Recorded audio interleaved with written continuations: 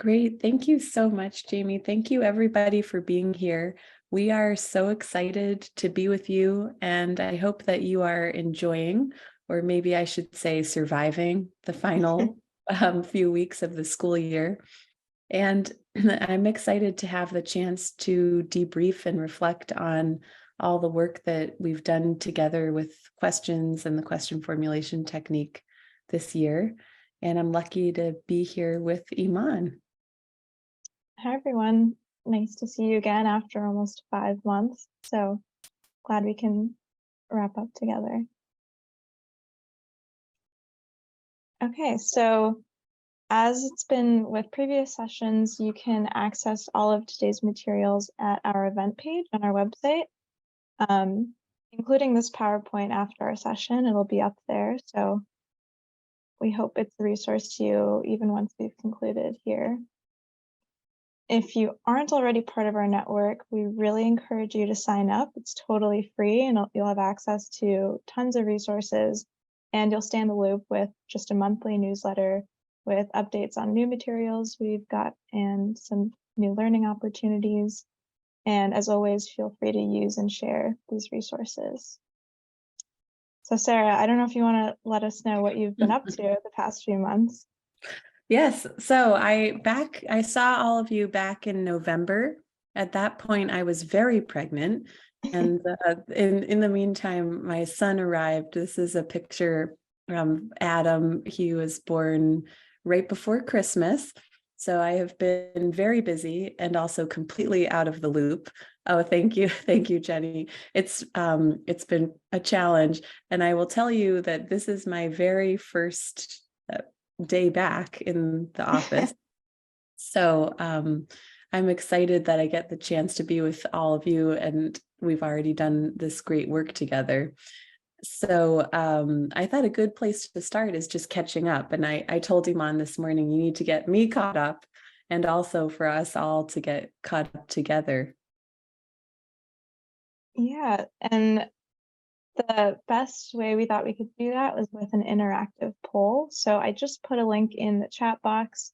If you can open it up, it'll take you to the first question. So I'll give you a bit of time for each question to answer, and then at the end, we'll look at all the results together. And this is also your way to kind of shape what we do together. We just wanted to check in and see what you're interested in working on today. So it's a bit of a group choose your own adventure. So if you open it up, you should see this question: did you facilitate the QFT in your classroom or setting? And I'll wait for some responses to come in and we'll keep it going. And Iman, are we going to get to see the responses? Yes. Thank you for reminding me. I think I'm going to have to do some switching between screens. So I don't know if people are familiar with Poll Everywhere, but it's a great tool. It's like Mentimeter, and it's free, Iman, right? Poll Everywhere. I think there's a free version. We might have roped ourselves into a 1-year subscription, but I think there are some good free options too. So it's great that we can see most of us did facilitate it. So the next question, which I will make active, is how do you want to spend our breakout time today? We could either A, discuss with others how the QFT went in your classroom or other learning setting, or B, explore an example from teacher Johnny Walker and discuss takeaways with others.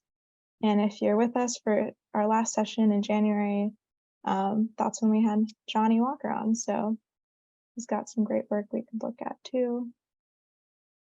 But let us know what you're interested in.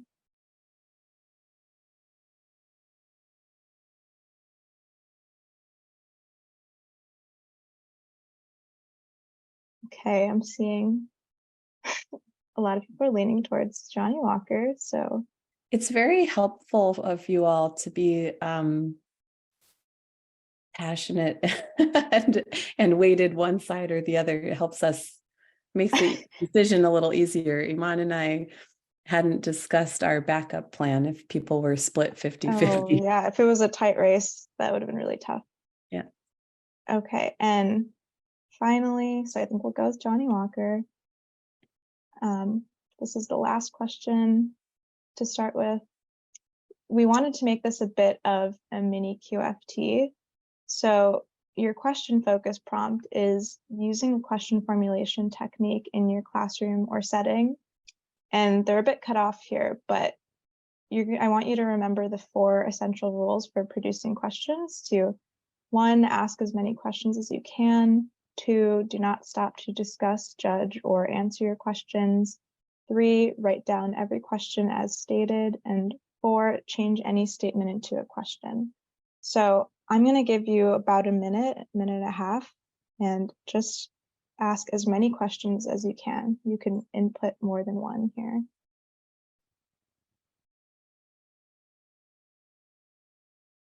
How do I get started?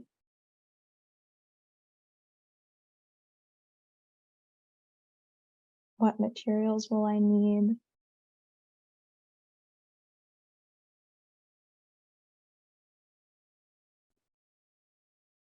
Do you have any kindergarten examples?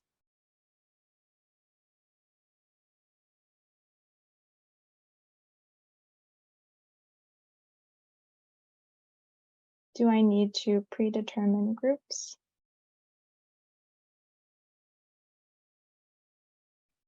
How do I find pictures that generate conversations? Are there examples for first grade?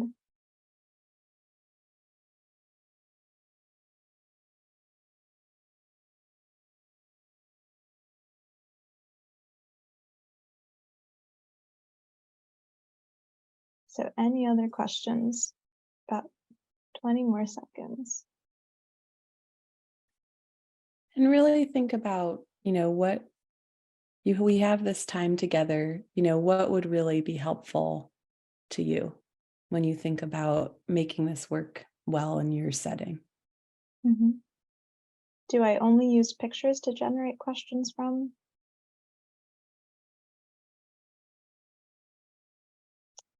Okay.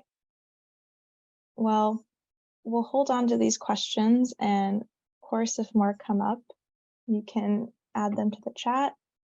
Oh, we've got, how do you match your pictures and words together? Great, thank you all. That helps us a lot as we keep moving. So I'll switch back over to slides now.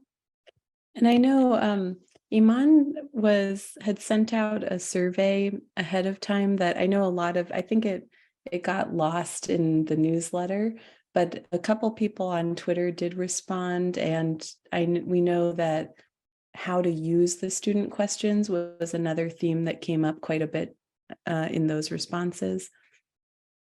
So we're going to try to tackle some of these today. And what I'll say is this next part coming up, maybe Iman, you could start compiling some of our resources for early learners. So I saw several questions about that, about kindergarten and first grade examples. Definitely. Okay, so to recap, and again, this is as much for me as it is for all of you. We spent some time in September just getting introduced to the question formulation technique and designing a Q focus.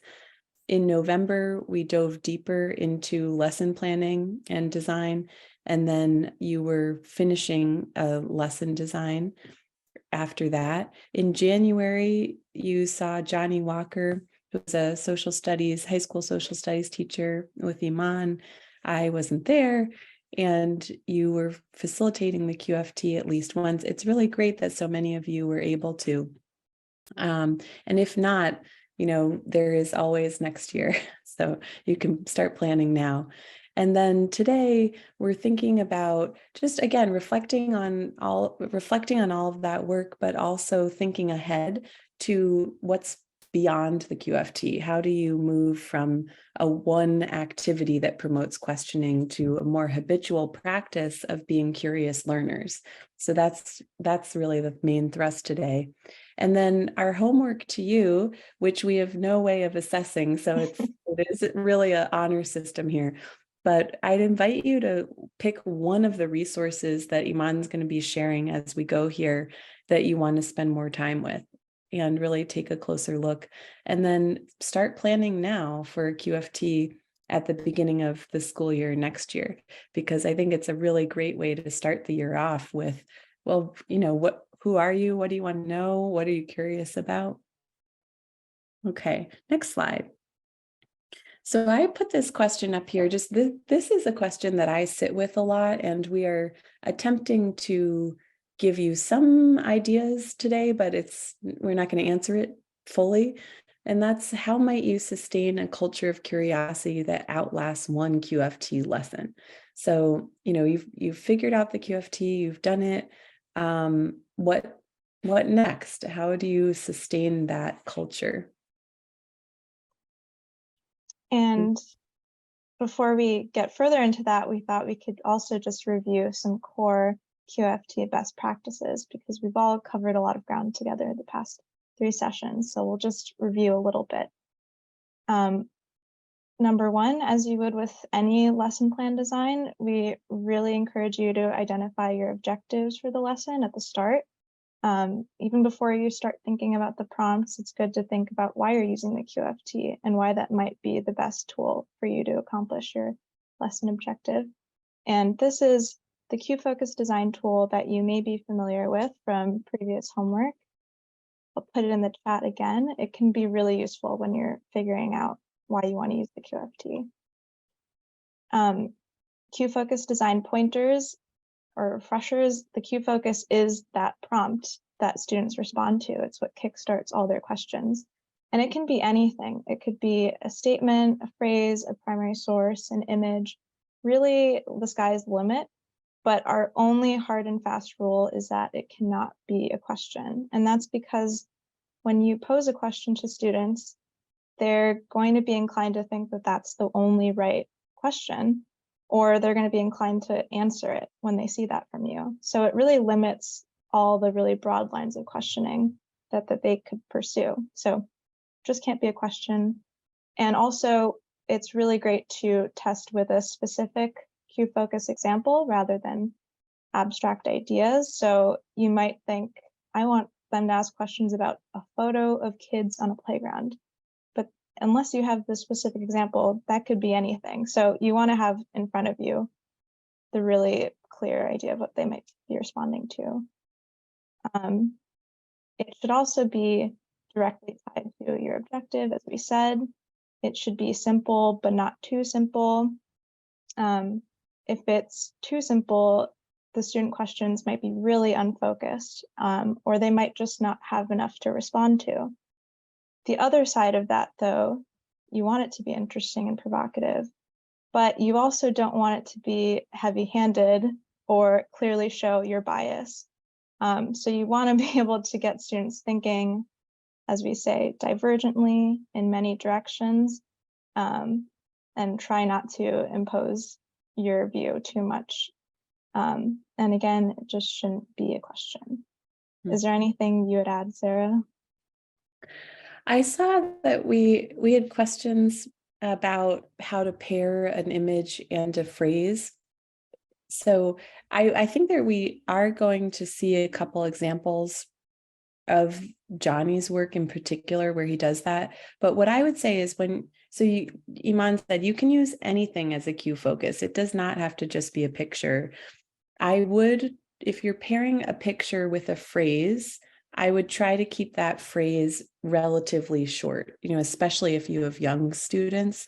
But you just remember that anytime you're giving an image, that's a lot of visual information. It's much more dense than even one sentence or one paragraph is.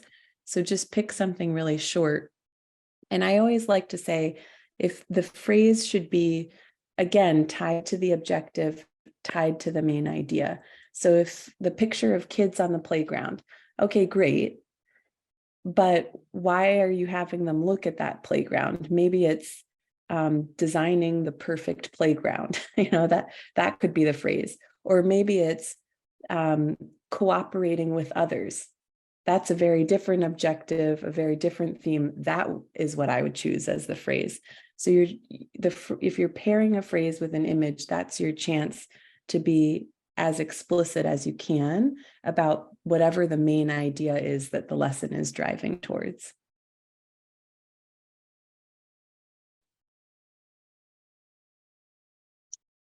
Do you want to speak to this, Sarah, or I can? Yeah, go ahead. Sure. So the 4 facilitation principles, which is what we really dug into last time with Johnny. 1, monitor student adherence to the process. 2, do not give examples. 3, do not get pulled into group discussion. And 4, acknowledge all contributions equally. You could have a gut reaction to these rules because they're pretty hard to follow as a facilitator and as a teacher. But it's really important for you not to intervene because you're protecting this really unique space where students are asking the question. So you do have an important role, and it is an active role, but it's to just make sure they're following the question formulation technique rules and avoiding getting involved when that's not yet your role. And acknowledging all contributions equally might look like thank you, but not saying great job or great question. And we'll talk a little more about that later. But the teacher is a very important designer. The teacher's role is the lesson design. Yeah, and this is just one more really key resource. The QFT is meant to be adapted and experimented with. So this is one resource where we've collected a lot of great tailoring moves from teachers we've worked with. So I encourage you to check that out later. Okay. That's a plug for that resource for those of you working with kindergarten and first grade. So I want to set us up for what you selected as the discussion topic, which is we're going to look at something that Johnny and our colleague Katie created, showing multiple QFTs across an entire unit. And so we're looking at how did he embed questioning as a way of life in his classroom, sort of beyond just a one-off activity or a one-off protocol. So next slide. So we have a short video and we're going to play just a little bit of it. And it features one of our favorite people from Eastern Kentucky, Kim Sargent, and is just thinking about how to use student questions, which again, that came up in the survey that was something folks were thinking about.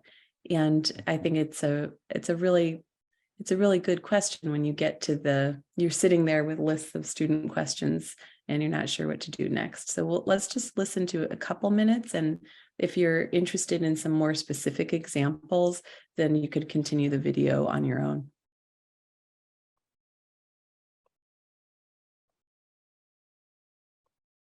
I was like, okay, this is really cool, but how do I integrate it and where do I go after I have these questions? So I think the key to success is that you use the questions. If the students don't feel that their questions are valid, they're going to shut down next time you try to do a QFT. So having some kind of plan, and you don't have to have the answers, but just allowing the students to move forward with their priority question somehow. If you don't use them, talking about the questions, you will lose them. The them in that case is the students. You have to use, because otherwise it just becomes another teacher activity.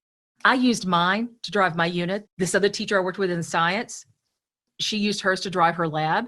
You know, the kids have to see their questions, because when they do, what I love about the aspect of when they see their questions show up as the assessment or as the thing that measures the learning is that rigor and relevance goes through the roof. It's relevant to them because it was their question. But secondly, and most importantly, the rigor goes through the roof because they're not going to let you leave it. Sometimes it's just a hook. Sometimes it's just a discussion to teach a processing skill or a way of analyzing things. A lot of the students really like it as a project. They like to find their answer. They like to work collaboratively.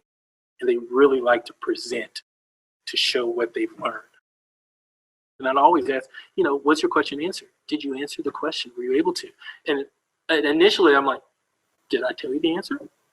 Did I tell you which page to turn to or which website to look at? And it's that early process where we're building that sense of empowerment that you can do this. You have the capability, the tools, the wherewithal to solve your own problems or questions when you put your mind to it. I definitely think that moving into the future, being able to have this as a tool when writing papers that need research questions and going into a broad topic, being able to make a list of questions and being able to narrow it down and change the questions in a way that it could be useful to me in the future. So I think it has been such a valuable lesson to me. Oh, let's see that kindergarten example. Just Okay. because I know that came up. Yeah. Make sure that everyone's questions get presented to the whole class. And then what we'll do is read all the questions that the students have, and I'll post them up and around the wall. And then we also do a new thing, which is interviewing people. So when we were doing our community helpers, we were interviewing the police officer at our school, and we invited a firefighter to come to our school and we interviewed him. And so that was super fun for the kids to interview people who actually were community helpers, and those were our primary sources. So we knew that we were getting credible answers from experts. that was a quick kindergarten example, but they interviewed experts based on a photograph of police officers. So there's that whole lesson plan is actually posted online, so Iman could post a link to that. I mean, you not right now. Collection of images.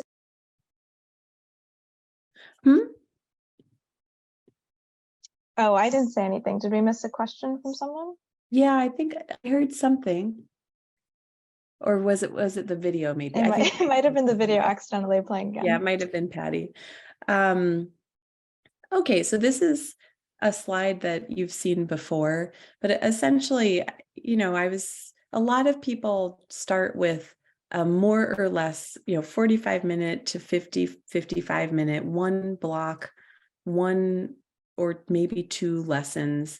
And they start with the QFT as an activator, a primer, an engagement strategy at the beginning of a new unit of study. And I think that's a really natural place to start is, you use it one block, again, maybe you split it over 2 blocks, and you use it as a gateway into a new subject area just to get kids engaged and to figure out, what they want to know about it. But then as you start playing and you see what students can produce, you might find yourself at different ends of this spectrum for different purposes.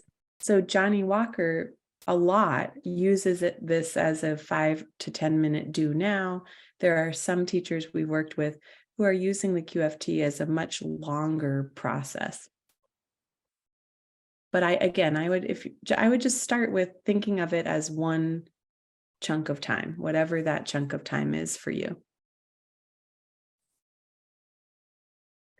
Okay, another way to think about how to use student questions, just think about where you already use questions, right? Like I taught an 11th grade English class, so I had essay questions, I had class discussion questions, I had video guide questions.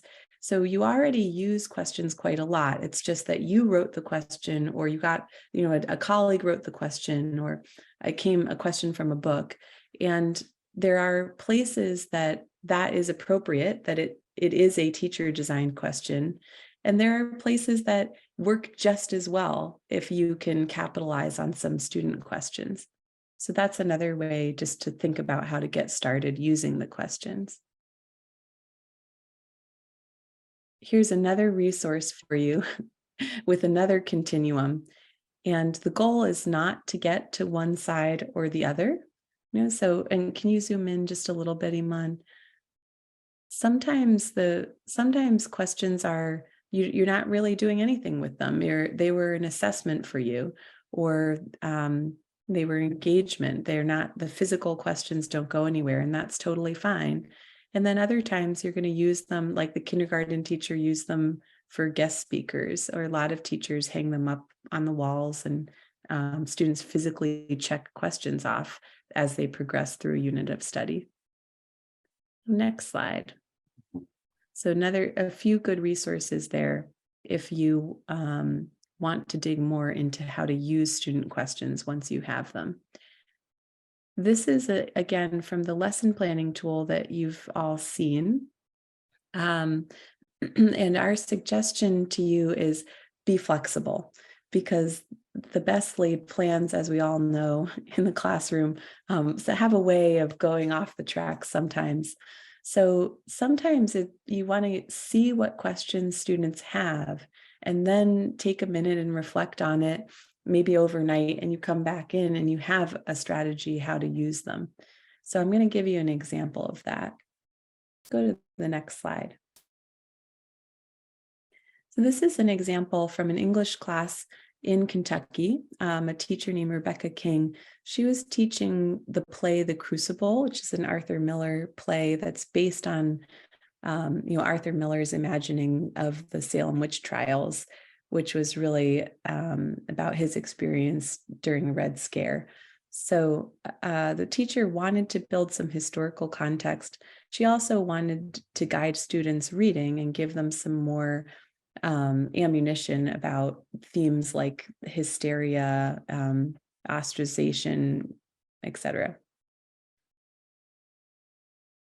So the question focus, and I'm giving you an example of an image paired with a statement. I might say this statement is kind of long. There's a lot to take in here, but they are 11th graders. So this is an image that's taken from the original printing of Cotton Mather's trials. What the book is called Wonders of the Invisible World, and it's his Cotton Mather's account of the Salem witch trials, which became sort of the account of the Salem witch trials.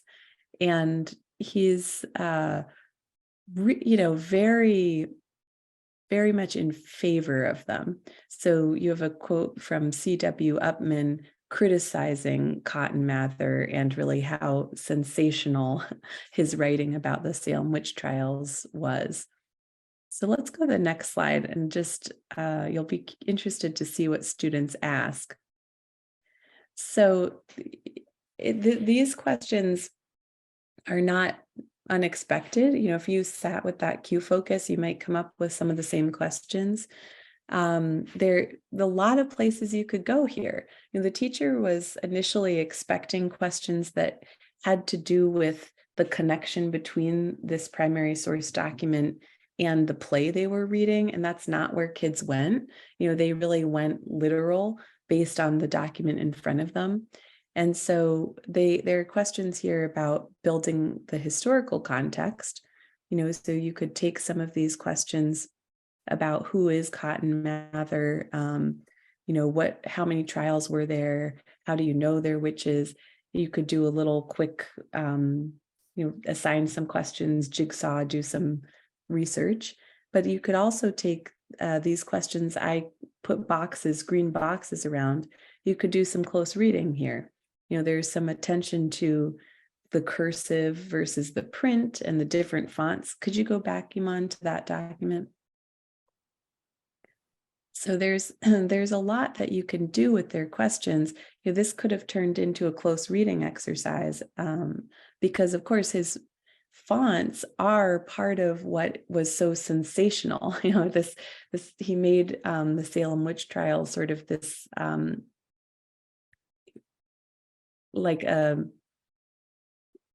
not sure what I'm trying to say. That must be the mommy brain kicking in, but there is a lot here that you could go with the questions that isn't necessarily directly tied to the play that they were reading, but that ended up being fine. So you have to roll with the punches a little bit, because sometimes the questions are not going to be exactly what you expected, but you can still get to that main central idea of hysteria in the play that the teacher was hoping would come out, you could get there by thinking about the historical context and digging into that more, or by looking at the actual word choice and font and text of the document in front of them. Okay, so let's spend some time in breakout rooms, and we're going to send you to Johnny's unit plan. So this is a unit plan that Johnny created with our colleague, Katie, and you'll see that he uses the QFT at several points. So it's just giving you some concrete examples of what we just talked about, that you might start with a one lesson QFT, but then you'll find other places that you can use it. So we'd like you to spend a few minutes clicking through and just reading about Johnny's work, and there are student question examples there. And then think about the following questions. How is he using student questions, not just once, but throughout the unit? And then what are you learning about how you might use student questions? And of course, what questions this raises for you.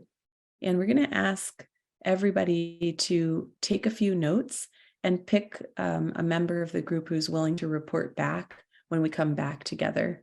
Okay,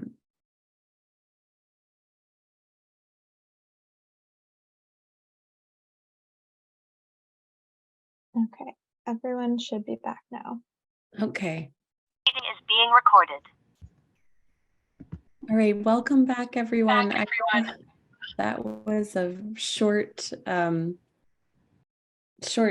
to get done, kind of a lot. So we just want to hear a quick debrief from each of the groups. And I want to say too, you know Johnny Walker from last time, and he's a very experienced QFT user. He's been tinkering for years to try to figure out how the QFT fits into his class. So the unit plan you saw is not what we are recommending.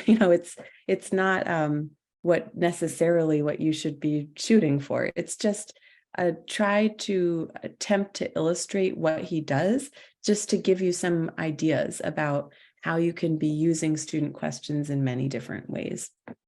So could the reporter from each group just put in the chat box now, really anyone could, an idea that you appreciated that someone in the group brought up, and a question that your group had. And if it's easier to just unmute and share out, then please feel free to do that instead.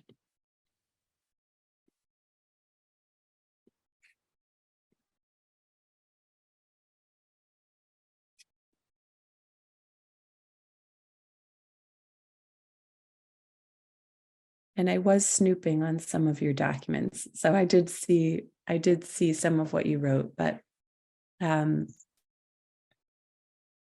oh, thanks, Lynn. So group 2 had a question: do all questions have to be answered?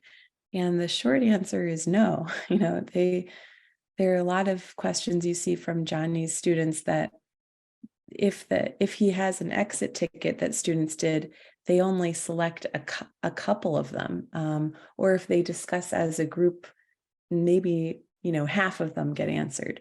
But yeah, not every question has to be answered. And you think about the value of a question is sometimes that the asking of it, sometimes that student now has something that they're left curious about, which is a good thing.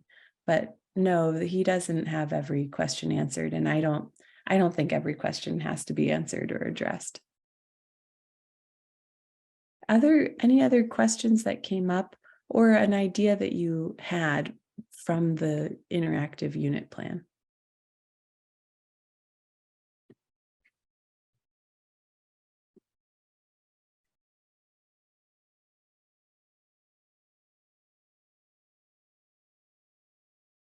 Can I call on group 3? Because I see you in your document, and you had a lot of great stuff in there. Yeah, one of the things that we really noticed that we liked, well, first off, we liked his lesson plan. was unique. It's much more advanced and fancy than ours. But we liked him doing his or using the exit ticket, the questions for his exit ticket instead of the teacher created questions. That's something we really hadn't thought of before, because I guess, as a teacher, we really like to, when we're assessing, to have those questions ready and know what the end goal is, but to let them, not only the questions that they created to pique curiosity in the beginning and engage from the beginning, but also be used at the end for assessment, we found intriguing. That's something that we would like to try. Oh, thank you so much. And I see Ashley put in the box here, I like how there is a mix of open and closed questions. So all students, even the hesitant second guessing ones, feel that they can contribute. Yeah, thank you. Was there anyone from group 6 who wanted there? I saw group 6 had some good stuff in your document too.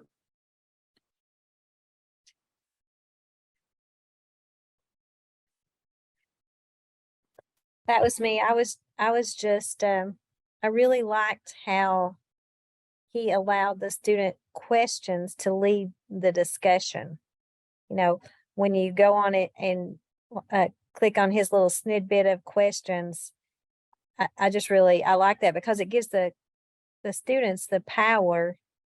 And once they realize the technique, then I think they would become more engaged. And I think the older the students are, the more that would happen for them too. Thank you. Yeah, thank you all so much for taking a look at that. And I know Iman will share when she gets a chance. There is a video from Johnny's classroom of one of those. He uses the QFT several times, as you all saw, but from one of those, we do have a video of it. So you can see that if you get a chance. But yeah, I think the idea here is not, like I said, Johnny has done a lot of tinkering. The idea is just you start with just seeing what questions students bring to the table, and then start thinking about these other places. Because my experience, I started by writing every essay question and laboring over what the essay question was going to be, and then reading and grading 150 responses to the same essay question. And by the time I discovered the QFT, I figured out, I could just have the students write and respond to their own essay question. And that was, something that I only found out after I started tinkering a little bit. Let's go to the next slide here, Iman. So thank you all so much for that work. So I'm gonna skip ahead on. So I wanted to leave you with just a couple thoughts, and this is some emerging work that we've been working on, or I was working on back in November and December, that I'm going to pick back up now that I'm back. But thinking about good questions and how sometimes our belief in good questions can get in the way of asking any question. That's Ashley, I really appreciated what you said, that there was a mix of questions, open and closed. So let's go to the next slide. One of the most important points that we can leave you with is in the QFT, open and closed questions are valued equally. And when I first started out with the QFT, I really thought, sure, yeah, they're equal. Okay, but I still really want the open-ended questions because I want to have a class discussion. And so I was teaching the Adventures of Huck Finn at the time, and the students selected as their priority question, how old is Huck Finn? Okay, that's a close-ended question because there is a one-word answer to it, but I let students roll with this close-ended question as a discussion question, and it just totally blew me away. They ended up, standing on their chairs and citing evidence from the text, because it is a subtle question, especially if you're not a strong reader. if you, you have to be sort of a sophisticated reader to know exactly what his age is. A lot of students thought he might be younger because of his innocence and his gullibility. A lot of students thought he might be older because he curses, he smokes cigarettes, he's lives on his own. And so there was this great discussion, and it was this lesson to me. Just, I keep learning over and over again.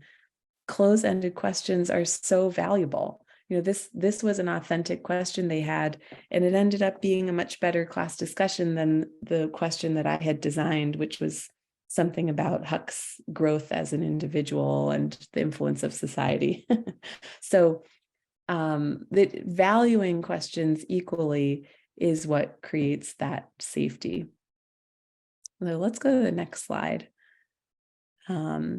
Yeah, and I think, good questions, what we think of as good questions is so vague and so subjective, when really questions depend on context in order to be good, because the metric of a good question is if it gets you the information that you were seeking.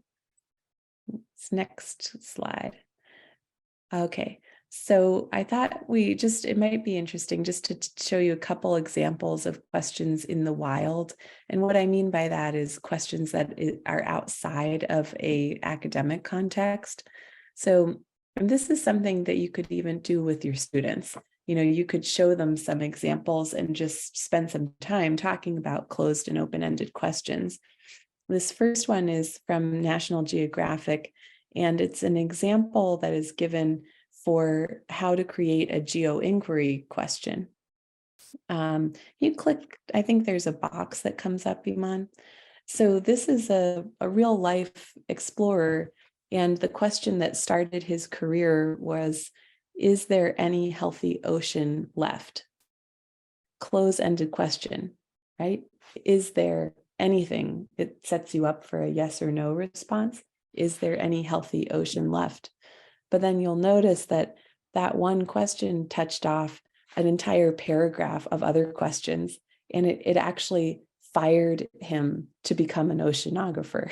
So power of the close-ended question, again, they sort of defy categorization sometimes. That question seems like there'd be a yes or no answer, but in fact, it's taken his entire career to try to answer it. Next slide. Okay, this one I thought was very interesting. So 2020, in the height of the pandemic, these are the 10 top Google searches in the United Kingdom during the pandemic.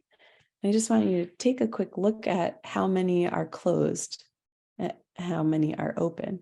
So, what time is Boris Johnson's speech? When will lockdown end? Who won the election? These are all closed, set up, structured as close-ended questions. And, so sometimes those questions that you need some quick answers to, maybe some anxiety about COVID, those came out as close-ended questions. Let's see the next slide.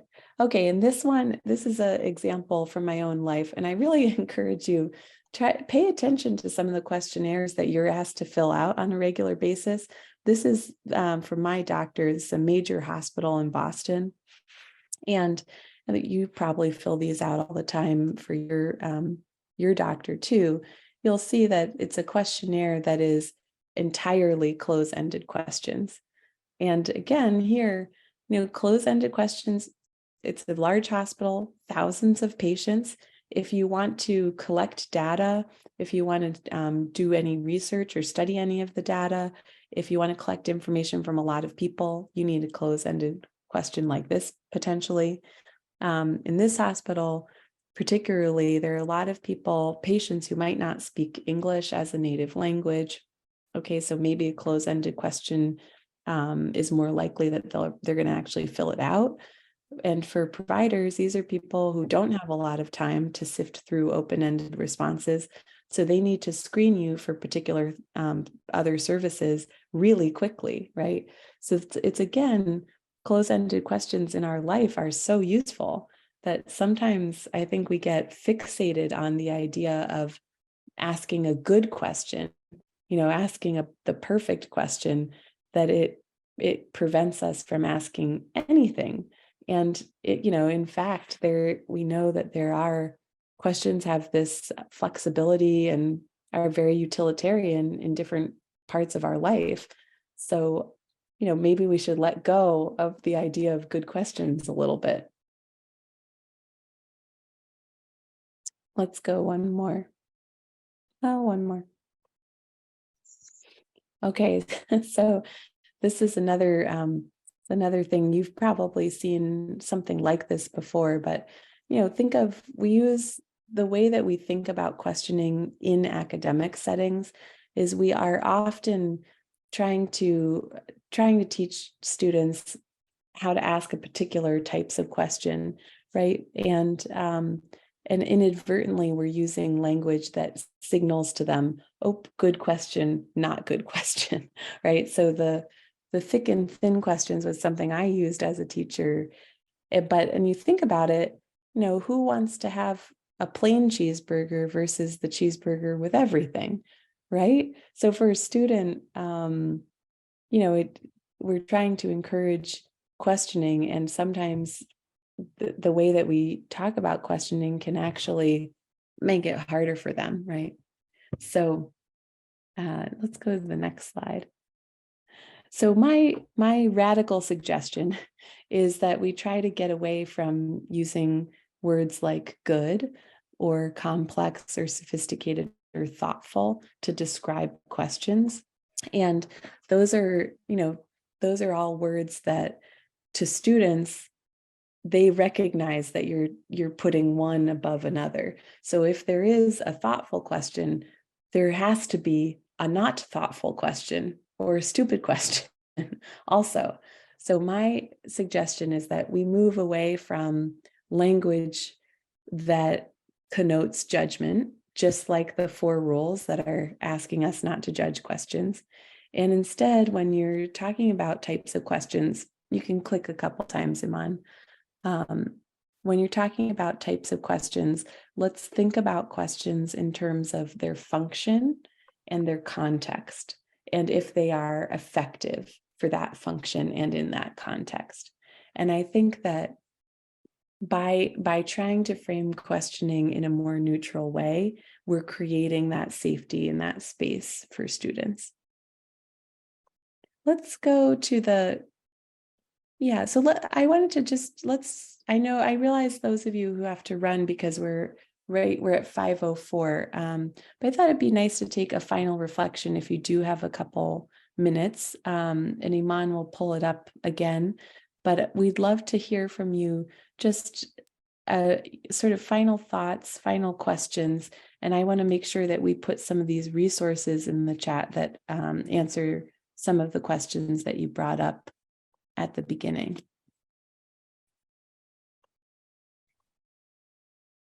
Yeah, so I've included another link to Poll Everywhere. And if you get a moment, we would just love to get your answers to 3 more questions. We'll see a fun word cloud. But just to start really quickly, what do students need to ask questions?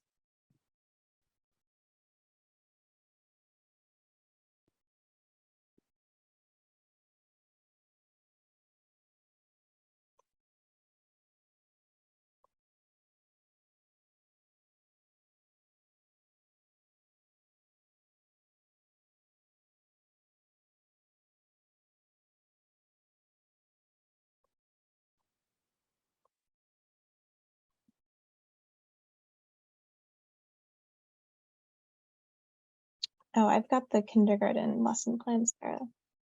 Oh, good. Okay.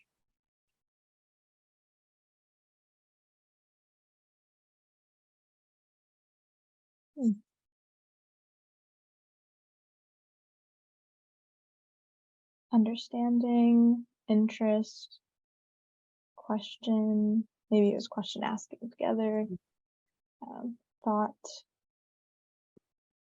going.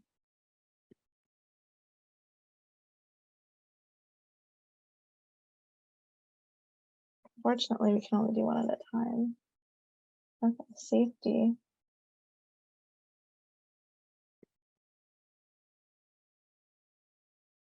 Okay, I'm going to move us to the next question just because of time. And this is about you as an educator. What do you need to sustain a culture of curiosity? Time.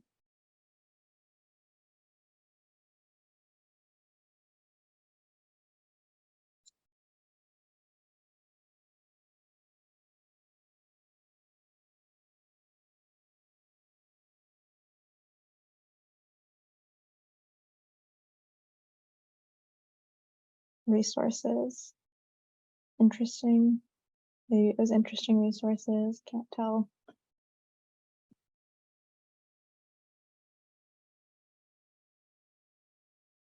Comfortable work environment. Mm-hmm.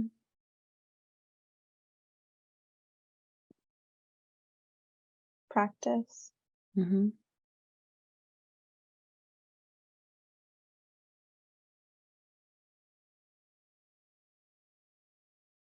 Okay, and then maybe to just move to the last one. If you get a chance, let us know how your thinking has changed about quote unquote good questions.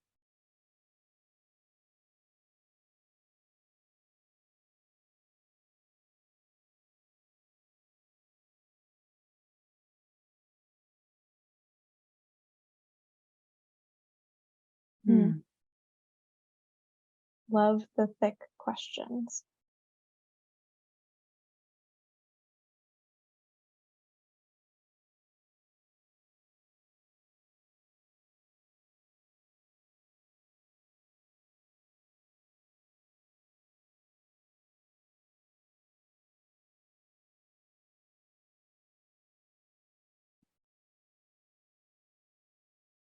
Student questions for assessments. Mm-hmm.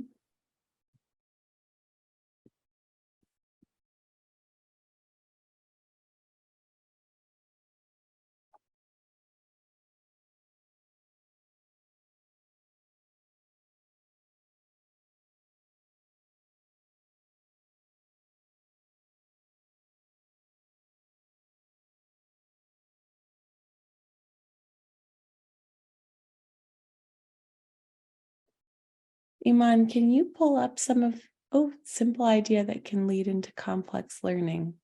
Thank you. Can you pull up the first questions that that people asked at the very beginning? Mm-hmm.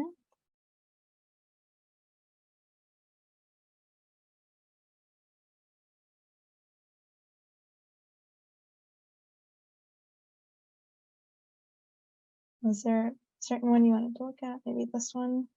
Yeah. Mm-hmm. Yeah. Yeah. Then let's just scroll again. So I'm glad that we have.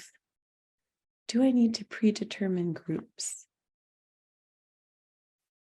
I just wanted to make sure that we addressed at least some of your questions.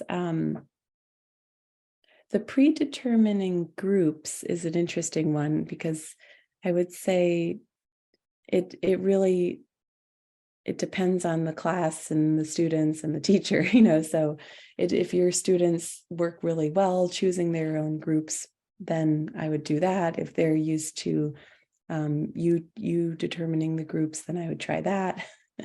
So I've done both, and there are advantages and disadvantages. Yeah, and what are the next steps? We certainly had a look at some of what Johnny's next steps were. The pictures and words we've talked a little bit about. And I would say in terms of finding compelling images, something that I found is if you go back, look at the images that, you might already have. You might have a video that already students love, or you might have an image that is always gripping. I know Johnny uses a lot of New York Times archives. Iman, maybe you can share, Iman worked with several teachers who were using EBSCO archives, and there are, Time magazine covers from the ages, which are really good as Q focus prompts, I think. And the Library of Congress just has some fabulous collections, and those are good places to start too. And I'm sure Wendy and Jamie can recommend a few other archives that might be good for those like really rich images. The satirical cartoons at the Library of Congress, I find, are really often good. So a lot of Johnny Walker's work is using those primary sources from the Library of Congress. Okay. Well, I think we should pause here, given that it is your last couple weeks of work, and it's a beautiful spring day, at least it is here. And I just want to thank you all so much for your work with the QFT. And if you want to continue chatting either online now, or you want to reach us via email, please do. We're really excited to see what you've done and continue chatting as you tinker some more. Yeah, it was so great to meet and work with you all. Thanks for all the work you did together with us. Yeah, thank you all. Thank you, Iman and Sarah, and congratulations on your new baby, Sarah, and welcome back. Thank you. Thank you so much. Yeah, if you want pictures of my baby, just say the word.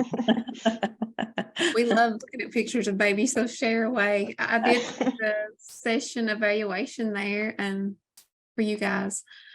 And I'll be here as usual. If you guys have any questions for me or anything I need to take back to Wendy, I'll be glad to do that. But thank you all and have a great evening.